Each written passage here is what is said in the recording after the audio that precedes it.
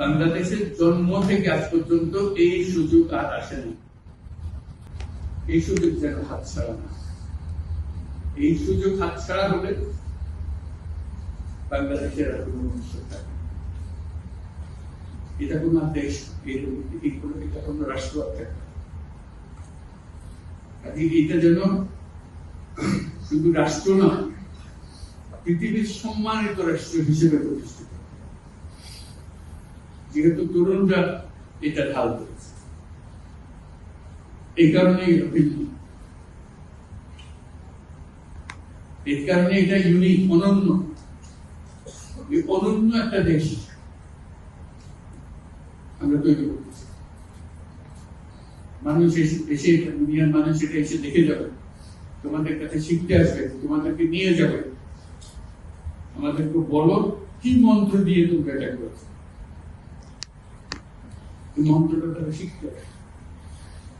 সে মন্ত্র হয়তো তোমরাও টের পাচ্ছ, মন্ত্রটা কিভাবে আসে, কিন্তু একটা বিরাট মন্ত্র। তোমরা মন্ত্রকে ধরে রাখবে।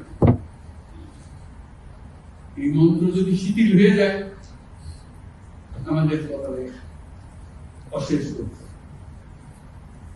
সে দুঃখ যেন আমাদেরকে দেখতে হবে। তোমাদেরকে অভিনন্দন। তোমরা নিজ নিজ চিন্তায় অনড় থাকো।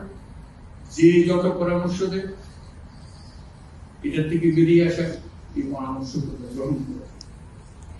তোমাদের চিন্তায় স্বচ্ছ, তোমাদের চিন্তায় সঠিক, এটা দুটো থেকে ছাড়বে না, হাত থেকে ছাড়বে।